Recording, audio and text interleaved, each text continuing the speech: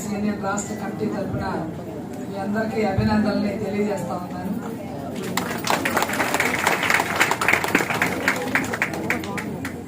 NHM ఏర్పడి 20 ఏళ్ళైన సందర్భంగా మన పరిస్థితి ఎలా ఉంది అనేది మాట్లాడుకోవడం కోసం, చర్చించుకోవడం కోసం, భవిష్యత్తులో మనం ఏం చెయ్యాలి అనే దానికోసం ఈ సెమినార్ జరుగుతాము. జిల్లాల్లో కూడా సదస్సులు జరపమన్నా జిల్లాల్లో సదస్సులు జరుగుతున్నాయి. మిగిలినటువంటి జిల్లాలన్నింటిలో కూడా సదస్సులు జరగాలి.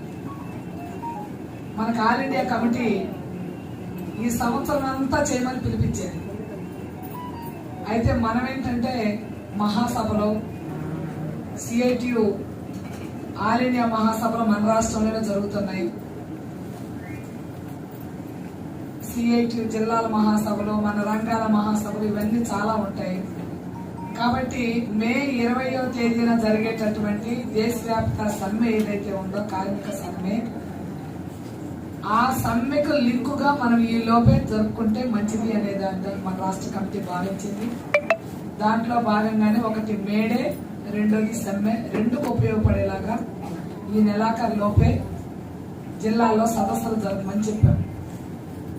కొన్ని జిల్లాలు జరపనటువంటి వాళ్ళు మే 20 లోపు జరపండి. అప్పుడు కూడా సాధ్యం కాక ఎవరైనా ఉంటే ఆ తర్వాత అయినా జరపాల్సిందే.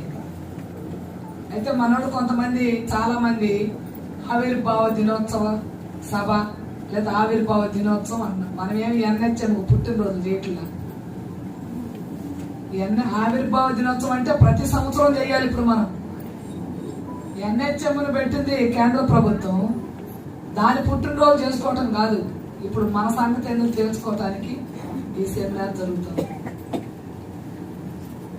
20 ఏళ్ల క్రితం ఆశాలుగా జాయిన్ అయ్యాం. ఇప్పుడు 20 ఏళ్ళు అయినాయి. అప్పుడు మన వయసు 20 ఏళ్ళు ఉన్న వాళ్ళు 40కి వచ్చారు. అదే మన గెలుపు. 30లో జాయిన్ అయిన వాళ్ళు 50కి వచ్చారు. అదే మనం సాధించింది. 40లో జాయిన్ అయిన వాళ్ళు అప్పటికే మనకు వయసు గీసేం పెట్ల. నువ్వు వస్తే చాలమ్మా అన్నారు. రిటైర్ అయిపోయారు. 10,000 జీతం కూడా తీసుకోకుండా రిటైర్ అయిన వాళ్ళు చాలా మంది ఉన్నారు. ఈ ప్రభుత్వం మనతో చర్చలు జరిపింది. చర్చలు జరిపి కొన్ని ఒప్పందాలకి అంగీకరించింది. ఒప్పందాలకు వచ్చాం. కానీ వాటికి సంబంధించినటువంటి జీవోలు ఇచ్చిన ఈ 60 ఏళ్ళు 62 ఏళ్ల వరకన్నా ఉండటానికో, లేదా ప్రమాదవశాత్తు అనారోగ్యంతోనో చనిపోయినటువంటి వాళ్ళకి ఇన్సూరెన్స్ ఇవన్నా వర్తించడానికి అవకాశం ఉంటుంది. కానీ ప్రభుత్వం ఈ రోజు రేపు మాపు అనే పద్ధతిలో మాట్లాడుతుంది. చచ్చిపోతున్నారు మా ఆశా వర్కర్లు అంటే ఇన్సూరెన్స్ ఫారం పంపించారు. దాని మీద డౌట్లు, పూర్తి చేయాలా వద్దా, ఏం చేయమంటారు, దీంతో రాయించుకొని ఏం చేస్తారు. ఇందులో ఆటో డెబిట్ అని ఉంది. దీని పరిస్థితి ఏంటి? మా అకౌంట్ లోంచి కట్ అవుతుందేమో. సరే, ఇంగ్లీష్ రాదనుకోండి, తెలుగులో చాలా స్పష్టంగా ఉంది. ఫస్ట్ పేరాలోనే ఈ బీమా కోసం ఇస్తున్నటువంటి అమౌంట్ దీనికోసమే ఖర్చు చేస్తాను అని నేను అంగీకరిస్తున్నాను అని ఉంది. అంటే ప్రభుత్వం మనకి ఆ బీమాకు సంబంధించిన అమౌంట్ మన అకౌంట్ లో వేస్తుంది,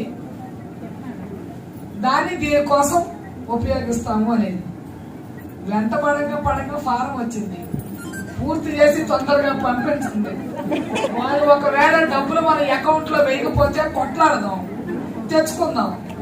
అందుకని ఈ ఫారంలో సంతకం పెడితే నా ఉద్యోగం పోయిద్దామో, నా ఆస్తి పోయిద్దామో, లేకపోతే నా డబ్బులు కట్ అవుతాయేమో, ఈ ఆలోచనలు చేయకండి. నెలాఖరు లోపు దాన్ని కంప్లీట్ చేసి, నెలాఖరు వరకు చేయకండి. మీరు అయిపోయి చాలా రోజులు అవుతుంది కాబట్టి మీరు కంప్లీట్ చేసి పంపించేస్తే వాళ్ళు స్క్రూట్నీ చేసి అవన్నీ తప్పులు ఉన్నాయి, మళ్ళీ సరి చేయడానికి టైం పడుతుంది.